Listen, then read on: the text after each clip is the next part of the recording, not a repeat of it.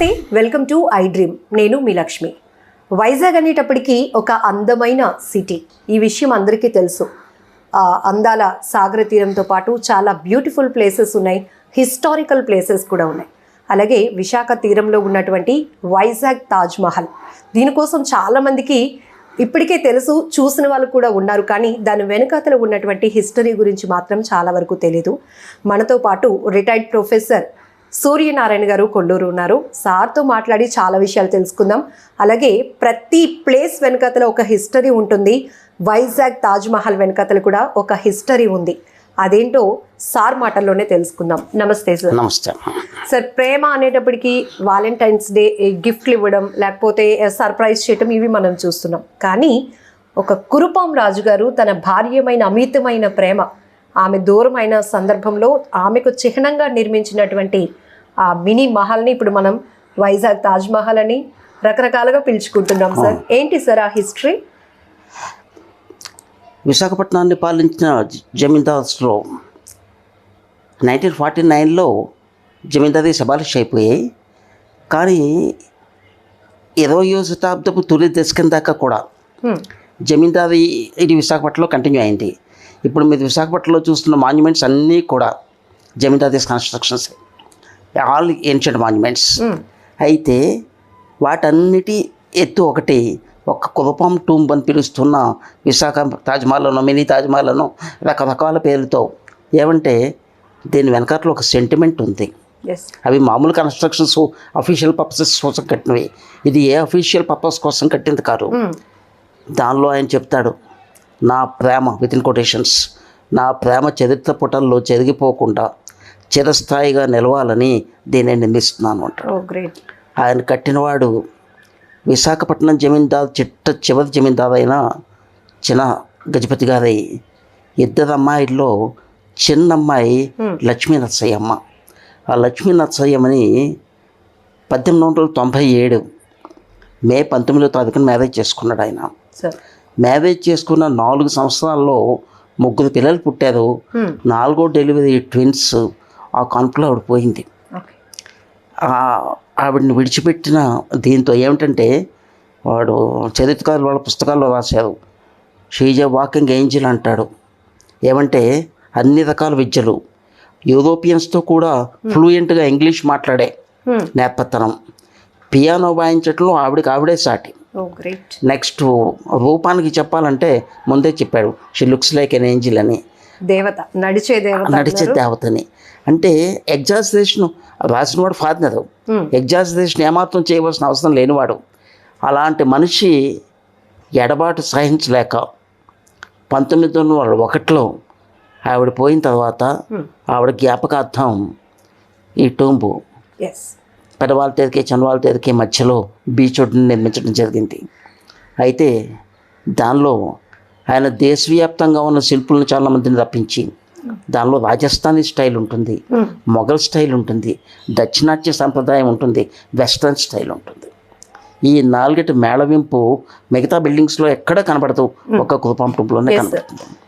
అయితే ఈవిడ జ్ఞాపకార్థం వాళ్ళ ఎస్టేట్ కులపాంలో కూడా ఆయన ఒక హాస్పిటల్ కట్టించాడు ఈవిడ పేరుని.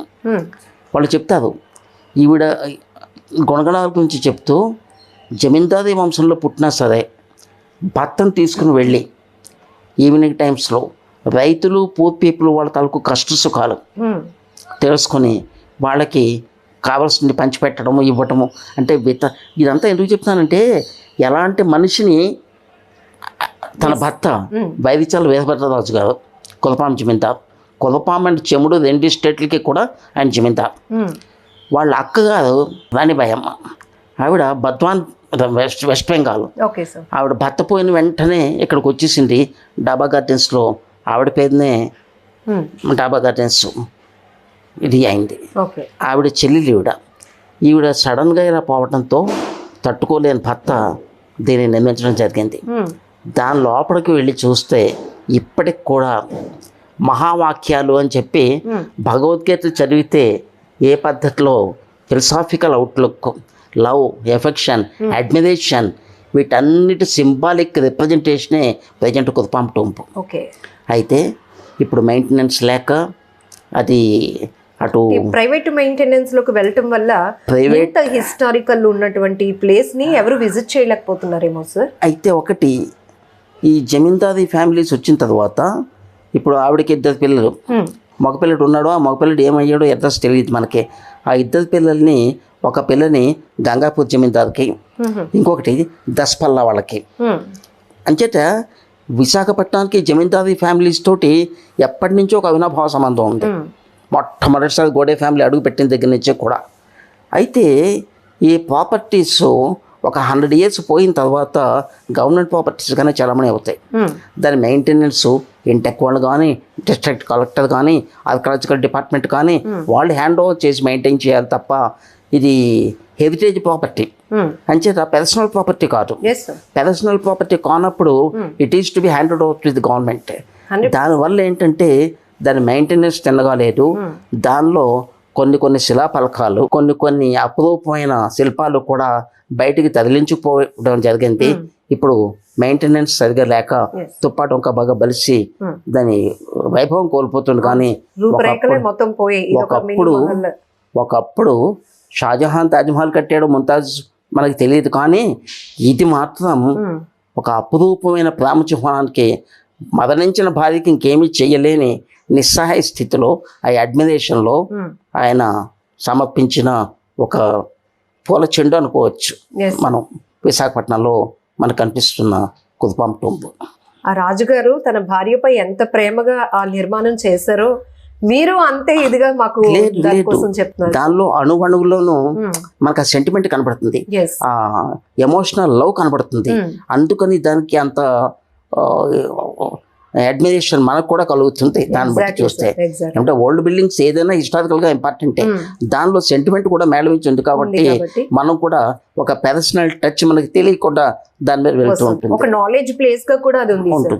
అప్పట్లో ఉన్నటువంటి ఏమంటే ఇప్పటికి కూడా దానిలో మహావాక్యములు అని భగవద్గీత శ్లోకాలు ఏ రకమైన జ్ఞానాన్ని ఇస్తుందో, ఈ మహావాక్యాలను కూడా మనిషిగా పుట్టినప్పుడు ఏ రకంగా బిహేవ్ చేయాలి, ఇవన్నీ కూడా దానిలో స్పష్టంగా, అంటే క్యారెక్టర్ బిల్డింగ్కి ఎంత అవసరమైనవో అనే మహావాక్యాల్లో ఉన్నాయి. అవన్నీ కూడా లోపల పొందుపరచడం జరిగింది. సో ఇప్పుడంటే దాని చుట్టూ అపార్ట్మెంట్ కల్చర్ వచ్చేయడం వల్ల అది ప్రైవసీ కోసమో లేకపోతే ప్రైవేట్ ప్లేస్ గా మారిపోయిందో తెలియదు, కానీ పూర్తిగా ఆ చుట్టూ దరిదాపులకు కూడా ఎవరిని రానివ్వట్లే. బట్ అప్పట్లో ఎలా ఉండేది సార్ అది? నా చిన్నప్పుడు చూసినప్పటికి కూడా అది ఒక వేకెంట్ ప్లేస్ లో సెంటర్ గా ఒక ఔన్నత్యానికి చిహ్నంగా కనబడేది. ఇప్పుడు చుట్టుపక్కల అంతకంటే ఎత్తులో అపార్ట్మెంట్స్ లేచిపోయి దాని జాగా బాగా కుచించుకుపోతుంది డే టు డే. ఇప్పుడు ఒక చిన్న అపార్ట్మెంట్ కట్టేపాటి స్థలం మాత్రమే మిగిలింది. కానీ ఒకప్పుడు దాని చుట్టూ విశాలమైన ప్రదేశం బాగా ఉండేది. ఒక రాచరికపు పొగలు కనిపించేది దానిలో. అదంతా ఇప్పుడు కోల్పోయాం. సో టూరిస్టులను కూడా అట్రాక్ట్ చేసేది మన వైజాగ్. అలాగే తెలుగు ప్రజలు కూడా దాన్ని ఒక విజిటింగ్ ప్లేస్ గా కూడా అంత ఉండేది సార్ ఫ్రీడమ్. ఒక్కటి ఏంటంటే అమ్మా, జనరల్గా ప్రజలకి, అందులోకి మన విశాఖపట్నం ప్రజలకి చారిత్రక విషయాల మీద పూర్తి అవగాహన లేదు, దాని మీద ఇంట్రెస్ట్ కూడా లేదు. న్యాచురల్ బ్యూటీ ఏదైనా ఉంటే పరిగెడతారు తప్ప దీని వెనకాతల ఇంత నేపథ్యం ఉంది అని తెలుసుకోవాలని జిజ్ఞాస చాలా తక్కువ మందికి ఉంటుంది. ఆ తక్కువ మందిలో కూడా అక్కడికి యాక్సెసిబిలిటీ ఉండి వెళ్ళగలిసిన వాళ్ళు ఆ బిల్డింగ్ దగ్గర దాకా అప్రోచ్ అయ్యే పరిస్థితి లేకుండా చుట్టూ కాంపౌండ్ కట్టడం, దీంతో అది పబ్లిక్ కొంచెం దూరంగా ఉంచుతున్నారేమో అన్న ఫీలింగ్ అందరికీ వస్తుంటుంది. Thank you so much sir. Great information and beautiful love story కూడా మనం చూడొచ్చు. వైజాగ్ తాజ్ మహల్ కావచ్చు, మినీ తాజ్ మహల్, కురుపాం రాజు గారు కట్టించినటువంటి ఒక మహల్, ఈ స్ట్రక్చర్ వెనుకతల ఇంత అద్భుతమైనటువంటి బ్యూటిఫుల్ లవ్ ఉంది అన్నది చాలా డీటెయిల్గా సార్ చెప్పారు. Thank you sir. నమస్తే.